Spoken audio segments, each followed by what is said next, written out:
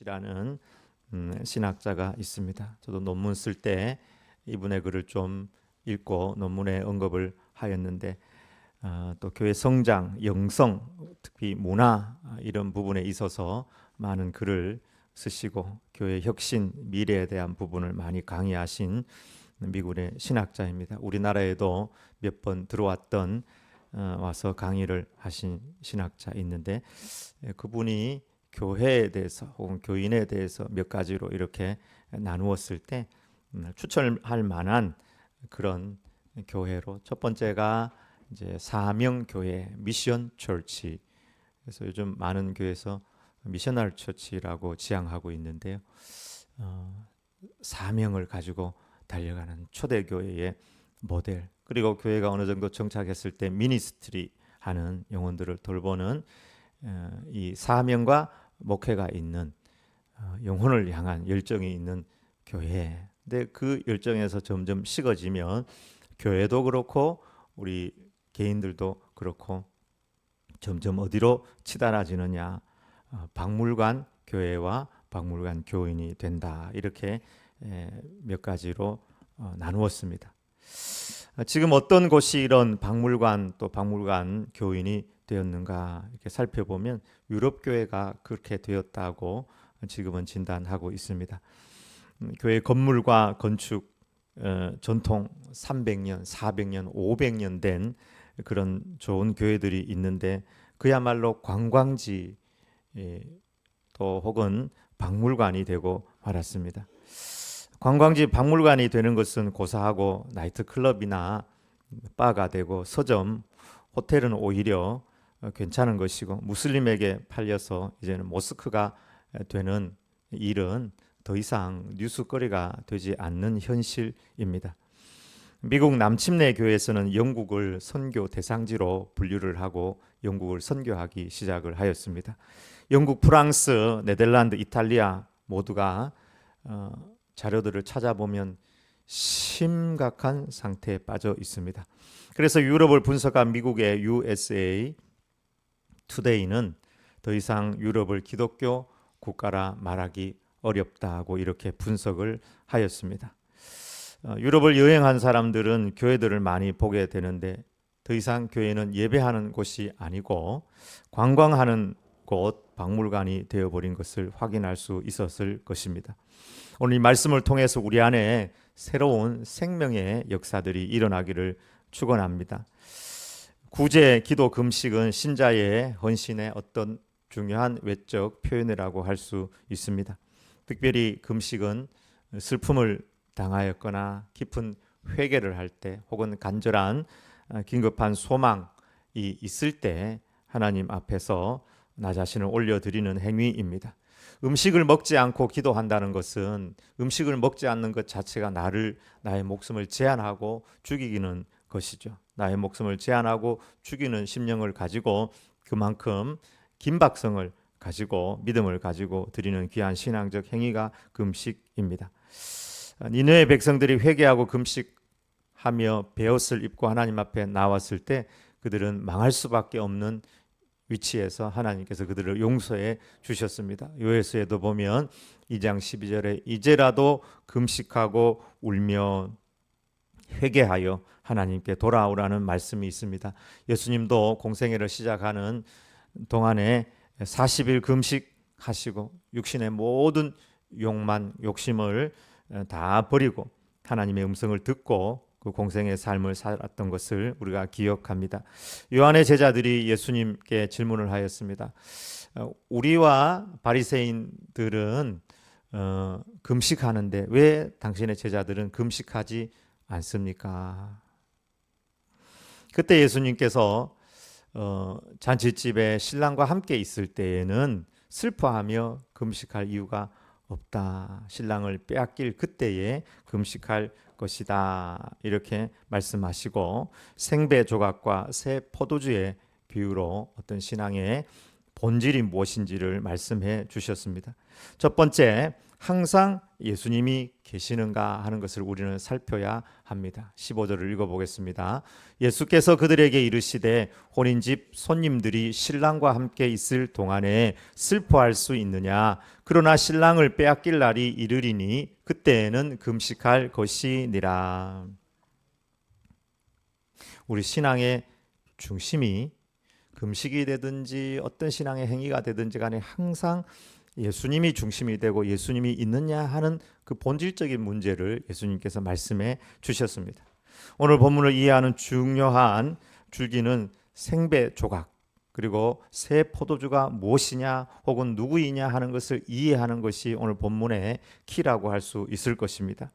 금식이라는 이 하나의 귀한 신앙적 실천 형식보다 훨씬 중요한 본질이 있음을 예수님께서 생배 조각과 새 포도주의 비유를 통해서 말씀해 주셨습니다. 요한의 제자들도 바리새인들과 함께 월요일과 목요일에 정기적으로 금식을 하였습니다. 월요일, 목요일 정기적으로 금식을 하니까 초췌한 얼굴을 하고 화장을 하지 않으며 목욕을 피하고 슬픈 표정으로 금식하였습니다. 그래서 예수님께서도 너희가 금식할 때 사람에게 보이려고 얼굴을 흉하게 하지 말고 머리에 기름을 바르고 은밀한 중에 계신 하나님 아버지께 하라고 이렇게 권면할 정도로 금식은 신앙인의 어떤 경건한 외적인 도구라고 할 수 있습니다. 여러분, 금식은 중요합니다. 그러나 그 금식 자체보다 그 금식의 이유가 어떻게 내가 왜 금식을 하느냐 그리고 누구 앞에서 하는가 하는 것은 더 중요합니다. 이 금식이 자기의 의가 되면 나는 금식하는데 너는 왜 금식하지 않느냐 이렇게 따지는 사람으로 전락할 수밖에 없습니다. 나는 새벽 기도하는데 당신들은 왜 하지 않습니까? 나는 전도하는데 당신은 왜 하지 않습니까? 나는 이만큼 헌신하는데 당신들은 왜 헌신하지 않습니까? 이런 사람으로 떨어질 수밖에 없습니다. 요한의 제자들과 바리새인들의 금식은 자기를 위한 금식이었습니다. 지난주에 말씀드린 것처럼 그 금식이 나를 위하여 한 것이냐, 너희를 위하여 한 것이 아니냐 말씀하신 주님의 말씀이 기억이 납니다. 하나님이 빠진 금식은 그야말로 굶식에 지나지 않을 것입니다. 세상 사람들도 보니까 자기 건강을 위해서 단식원에 들어가서 단식을 하고 금식을 하기도 합니다.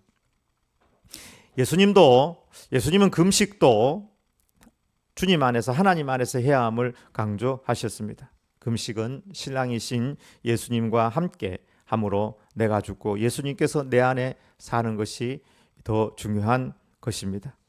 금식은 단식이 아니고 기도함으로 주님과 연합하여 주님이 기뻐하는 역사를 이루게 합니다. 그러므로 금식을 하든지 하지 않든지 간에 주님과 함께하며 내 모든 것을 주님께 맡기고 주님을 신뢰하는 것이 훨씬 더 중요합니다. 벌써 요한의 제자들과 바리새인들은 금식의 주인이 예수님이 아니고 자기 자신이 되어서 비교하며 또 우월한 의식을 가지고 왜 당신들의 제자는 금식하지 않느냐 이렇게 따지게 되었습니다. 구제, 기도, 금식, 봉사, 전도 모든 부분에 있어서 예수님이 중심이 되고 예수님이 그 안에 있느냐 하는 것을 우리는 살펴야 합니다. 항상 예수님이 계시는가 살펴야 합니다. 그래서 성경은 구제할 때도 섬길 때도 죽게 하듯 하라. 죽게 하듯 하라. 전도도 예수님을 전하는 것입니다. 기도도 우리는 예수님의 이름으로 기도를 합니다. 누구를 섬길 때도 예수님의 이름으로 섬깁니다. 예수님이 없으면 우리는 아무것도 아닙니다. 그 섬긴 것이 오히려 우리를 교만하게 만들어서 하나님으로부터 점점 떨어지게 하는 재료밖에 되지 않는 것입니다.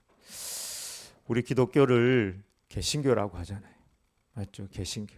그래서 경북에서는 인사할 때 뭐라고 그럽니까? 개신교 이렇게 하잖아요. 개신교. 그 누구 개신교 우리가 서로 인사할 때 예수님이 계십니까? 이런 마음으로 개신교. 너희 안에 예수님이 있느냐? 예수님이 없으면 100가지가 있어도 한 분 예수님이 없으면 아무것도 아니라는 거예요. 아무리 위대한 일을 해도 그건 자기의 재료밖에 안 되는 거예요. 그러나 아무것도 없는 것 같아도 한 분 예수님이 있으면 우리는 모든 것을 가진 자라는 것을 기억할 필요가 있습니다. 예수님 없으면 금식하고 또 책망을 받습니다. 예수님 중심이 되지 못하면 목회를 하고도 주님 앞에 책망을 받으리라고 생각을 합니다. 아나니아와 삽비라 예수님을 의식하지 못하고 성령님을 깨닫지 못해서 큰 헌금을 드리고도 그들은 저주를 받을 수밖에 없었습니다. 주님은 나를 따라오려거든 누구든지 나를 따라오려거든 자기를 부인하고 자기 십자가를 지고 나를 따라오느라. 주님 따라가면 따라갈수록 우리 자신은 없어져야 되는데 요한의 제자들 바리새인들은 주님 따라가면 따라갈수록 자기 의가 점점점 쌓이는 삶을 살았던 것입니다. 누구든지 주님을 따라가려면 예수님 중심이 되고 예수님만이 나타나고 예수님의 이름으로 하고 예수님께 하듯 하고 해야 되는데 예수님을 잃어버리면 모든 것을 잃어버리게 되는 것입니다. 예수님이 주인이고 예수님에 대한 믿음이 있다면 예수님에 대한 분명한 믿음을 가진다면 그는 이미 구원을 받은 자입니다. 어떤 분이 그러더라고요. 우리 죽어봐야 안다고. 천국 갈지 안 갈지. 여러분 그렇게 생각합니까? 죽어봐야 안다고. 여러분 다시 한번 자세히 생각해 보시기 바랍니다. 어떻게 주님에 대한 믿음이 있는데 나를 위해 십자가에 못 박히시고 부활하신 주님에 대한 믿음이 있는데 죽어봐야지 천국 갈지 안 갈지 안다 이렇게 말할 수 있습니까? 천국은 행위로 가는 것이 아닙니다. 예수 그리스도를 믿는 믿음으로 가는 것입니다. 지금 그런 믿음이 있다면 그 믿음으로 인해서 성경 말씀에 의하면 그는 구원받은 자입니다. 안 믿기 때문에 못 믿기 때문에 죽어봐야 한다 이렇게 이야기합니다. 주님에 대한 믿음이 부족하기 때문입니다. 모든 것의 중심이 예수님이 되길 주의 이름으로 축원합니다. 두 번째, 복음은 생명력, 생명임을 말씀하고 있습니다. 16절, 17절 읽어보겠습니다. 생배 조각을 낡은 옷에 붙이는 자가 없나니 이는 기운 것이 그 옷을 당기어 헤어짐이 더하게 됨이요 새 포도주를 낡은 가죽 부대에 넣지 아니하나니 그렇게 하면 부대가 터져 포도주도 쏟아지고 부대도 버리게 됨이라. 새 포도주는 새 부대에 넣어야 둘이 다 보존되느니라. 아멘. 이 낡은 옷과 낡은 가죽 부대는 율법과 자기의 의를 상징한다고 할 수 있습니다. 그와 반면에 생배 조각과 새 포도주는 복음과 예수님을 상징한다고 할 수 있을 것입니다. 낡은 옷은 신축성이 부족해요. 요즘에 옷들이 다 좋아가지고 새 옷을 신는다고 해서 옷이 줄어들지 않지만 옛날에는 옷이 좀 줄어들었잖아요, 그죠? 근데 옛날 2000년 전에는 뭐 합성이 아니고 화학이 아니고 그냥 생배 조각으로 이렇게 만든 거여 가지고 물로 씻거나 어떻게 하고 난 다음에 많이 줄었던 모양입니다. 근데 그 오래된 그 옷에다가 이제 한 생배 조각을 붙이면은 당겨가지고 줄어들면서 찢어진다 하는 것이죠. 또 포도주 가죽 부대도 마찬가지입니다. 이 딱딱하고 경직된 오래된 가죽 부대, 가죽을 이렇게 우리가 가죽 공예 같은 거 해보면은 놔두면 딱딱해지잖아요. 오래되면 거기다가 새 포도주를 집어넣으면 신축성이 부족해가지고 발효되면서 위로 터지든지 찢어지든지 가죽도 또 포도주도 상하게 되는 것이죠. 경직성, 신축성, 생명력. 어찌 보면 점점 우리가 몸도 그렇고 정신도 그렇고 경직된다는 그것 자체가 나이가 든다는 것이 아닐까 생각을 해봅니다. 최근에 어깨가 아파서 병원에 찾아갔더니 오른쪽이 제가 안 좋아서 예전에 수술을 했잖아요. 그래서 오른쪽을 덜 쓰고 왼쪽을 자꾸 썼더니 왼쪽이 아파서 갔더니 석회화가 조금 있고 50견 초기다 이렇게 이야기하더라고요. 그래서 옷을 입을 때 한 번에 못 입어요. 한 번에 이렇게 부드럽지 않고 그래서 나가서 이제 저 공원에 가서 이제 어깨 운동을 좀 많이 하는 편인데요. 유연한 사고, 젊음이라는 것은 유연한 사고, 그 다음에 유연한 몸을 유지하는 것이 젊음이 아닌가 이런 생각을 해봅니다. 복음도 마찬가지입니다. 예수님의 보혈과 성령의 능력은 너무나 큰데 경직되고 낡은 유대의 전통과 규범에 집어넣으면 어떻게 되겠습니까? 터져버리는 것이죠. 율법은 그 자체로 매우 선한 것이지만 한계가 분명히 있습니다. 복음은 율법의 한계를 뛰어넘는 생명 혹은 생명력이라고 할 수 있습니다. 율법은 가늠한 여인은 돌로 쳐서 형벌을 내려야지만이 된다 이렇게 이야기하지만 예수님은 그 현장에서 가늠한 여인을 용서해 주시고 새로운 삶으로 그에게 생명을 길로 인도해 주셨습니다. 율법은 나병 환자의 나병인지 아닌지를 진찰하고 분리하고 사람들을 절대 만져서는 안 된다고 더 이상 퍼지지 못하도록 하지만 율법은 그 나병을 고칠 능력이 없었습니다. 그러나 주님은 그 나병 환자를 친히 손으로 만지시고 치유하시고 새로운 삶으로 인도해 주셨습니다. 율법은 안식일에 여러 가지 것을 하지 말아야 된다. 이렇게 함으로 하지 않는 것이 하나님 앞에 영광 돌리는 것이고 거룩한 것이라 이렇게 말하지만 주님은 손 마른 자의 그 질병을 치유해 주심으로 안식일의 한계를 뛰어넘는 생명력을 보이셨습니다. 이 율법의 크기와 복음의 크기는 너무나 큰 차이가 난다고 볼 수 있습니다. 율법의 크기, 복음의 크기, 이 사이즈 문제가 아니라 어떻게 보면은 전혀 차원이 다른 율법과 복음은 차원이 다른 문제라고 할 수 있을 것입니다. 기존 물리학의 관점에서 보면은 이 세상의 어떤 물질의 근본이라고 할 수 있는 양자역학, 기존에 있는 법칙으로는 쳐다보면 도저히 이해가 되지 않는 그런 원리가 물질 세계에도 존재하는 것이죠. 복음과 율법이라는 이것은 사이즈의 문제가 아니라 아예 차원이 다른 그 문제라고 할 수 있을 것입니다. 어느 시골로 시집간 여인이 있었는데 그 집에 시어머니가 보니까 생선을 굽는데 생선을 다 갖다 놓고는 대가리에서 밑에까지 꽉 잘라가지고 버려버리는 거예요. 몸뚱이도 많이 버려. 꼬리 부분도 꼬리만 잘라야 되는데 꼬리 윗까지 잘라서 버려버리는 거. 우리 시어머니 참 대단하다. 이렇게 막 대충 잘라서 버리고 이렇게 하는구나.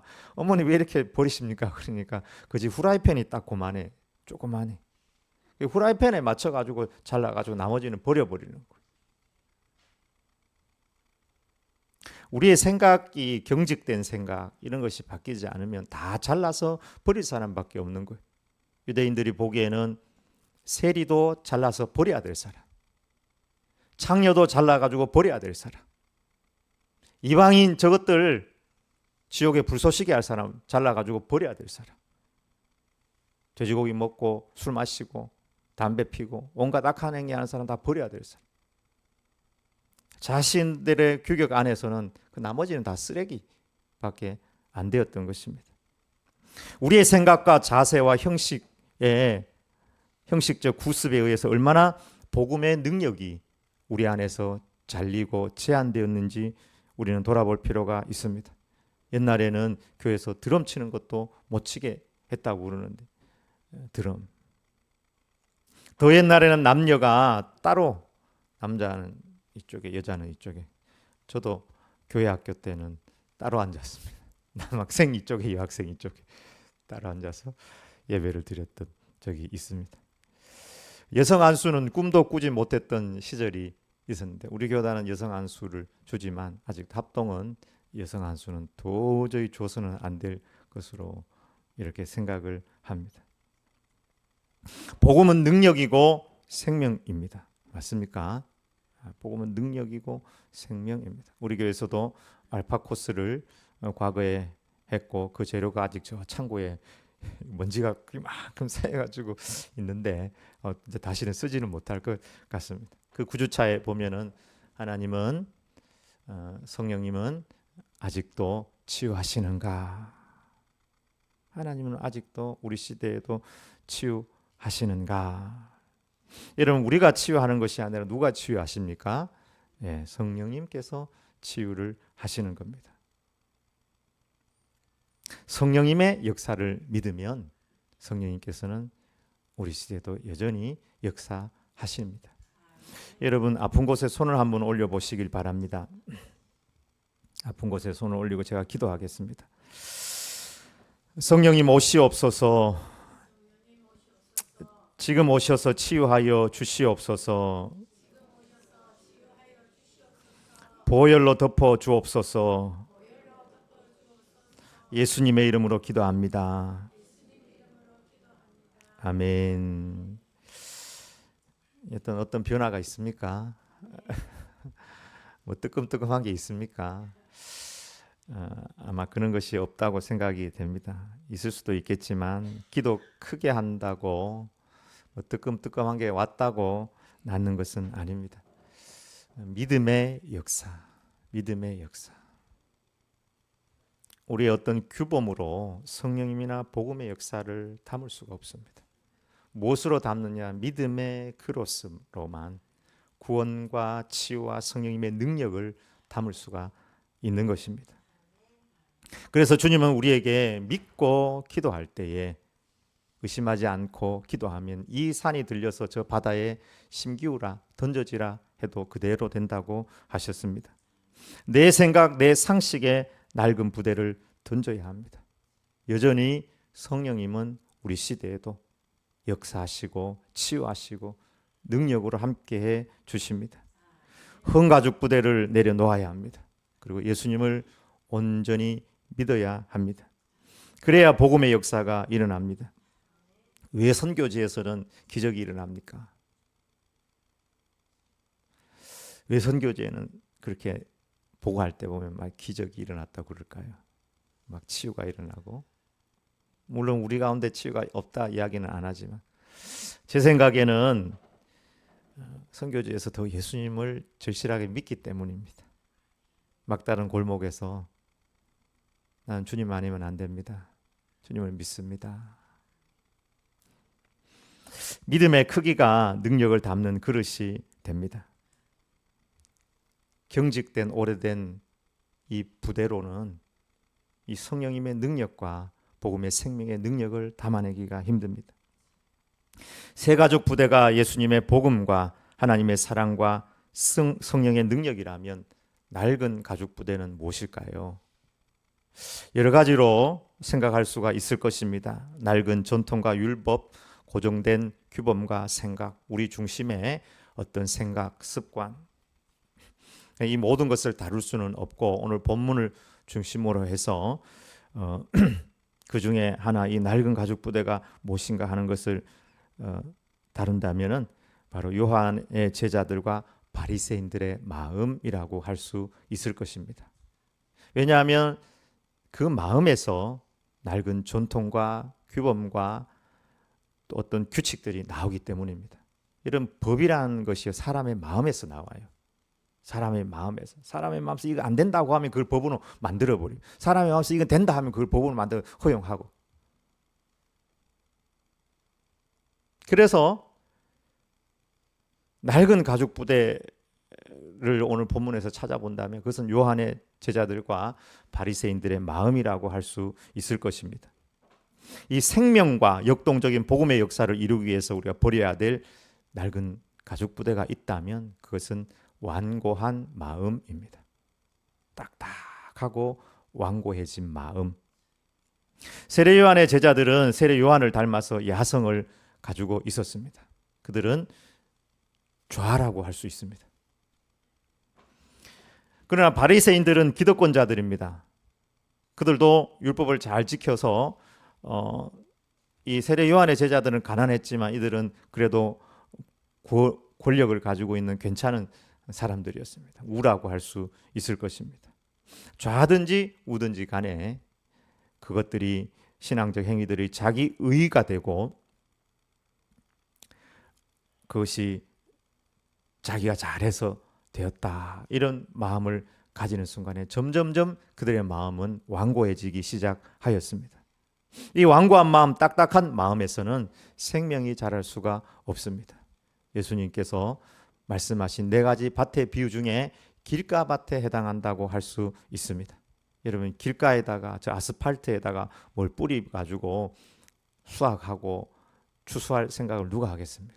만약에 저 아스팔트에다가 뭘 심으려고 하는 사람은 그 아스팔트를 다 걷어내고 꽃갱이 짓을 해가지고 밭을 부드럽게 해가지고 뭐라도 심어야지 뭐 고추가 나든지 뭐 가지가 나든지 날 것입니다. 여러분, 지금 우리의 마음의 밭은 부드럽고 나는 성장하고 자라고 있는가? 나는 성령님의 열매를 맺어가고 있는가? 우리의 마음의 밭은 좋은 마음의 밭인가 하는 것을 돌아볼 필요가 있습니다. 나는 성장하기를 원하고 나는 하나님 앞에 영광 돌리기를 원한다. 그렇다면 내 마음의 밭을 기경하고 부드럽게 해야 될 줄 믿습니다. 히브리서 3장 7절에서 19절을 보면은 아주 기가 막힌 이야기들이 나오는데요. 하나님을 막 경노하게 만들고 40년 동안 하나님을 노하게 만든 사람들이 누구였느냐? 출애굽한 사람들이라는 거예요. 기적을 보고 능력을 본 사람들이 그랬다는 거예요. 그러므로 성령이 이르신 바와 같이 오늘 너희가 그의 음성을 듣거든 광야에서 시험하던 날에 거역하던 것 같이 너희 마음을 완고하게 하지 말라. 하나님의 음성을 듣고 성령의 음성을 들었는데도 마음을 딱딱하게 하고 완고하게 하여서 하나님을 거역했다는 것이죠. 거기서 너희 열조가 나를 시험하여 증언하고 40년 동안 나의 행사를 보았느니라. 그러므로 내가 이 세대에게 노하여 이르기를 그들이 항상 마음이 미혹되어 내 길을 알지 못하는도다 하였고, 내가 노하여 맹세한 바와 같이 그들은 내 안식에 들어오지 못하리라 하였느니라. 형제들아, 너희가 삼가 혹 너희 중에 누가 믿지 아니하는 악한 마음을 품고 살아계신 하나님에게 떨어질까 조심할 것이요, 오직 오늘이라 일컫는 동안에 매일 피차 권면하여 너희 중에 누구든지 죄의 유혹으로 완고하게 되지 않도록 하라. 우리가 시작할 때에 확신한 것을 끝까지 견고히 잡고 있으면 그리스도와 함께 참여한 자가 되리라. 성경에 일렀으되 오늘 너희가 그의 음성을 듣거든 경노하게 하던 것 같이 너희 마음을 완고하게 하지 말라 하였으니, 듣고 경노하시게 하던 자가 누구냐? 모세를 따라 애굽에서 나온 모든 사람이 아니냐? 또 하나님이 40년 동안 누구에게 노하셨느냐? 그들의 시체가 광야에 엎드려진 범죄한 자들에게가 아니냐? 또 하나님이 누구에게 맹세하사 그의 안식에 들어오지 못하리라 하셨느냐? 곧 순종하지 아니하던 자에게가 아니냐? 이로보건대 그들이 믿지 아니함으로 능히 들어가지 못한 것이라. 아멘. 출애굽을 했어도 대부분이 가나안 땅에 못 들어갔어요. 출애굽해가지고 가는 데마다 경노하고 가는 데마다 불평하고 가는 데마다 지도자를 원망하고 저게 안 바뀌어요. 그래서 고생하다가 다 죽었습니다. 그 이유가 히브리서는 그들의 마음이 완고했기 때문이다. 마음이 딱딱했기 때문에 성장도 없고 열매도 없었다는 것입니다. 이 히브리서의 말씀을 조금 요즘 말로 표현을 하면은 교회 다닌다고 성경 좀 안다고 자동으로 천국 가는 것 아니라는 것입니다.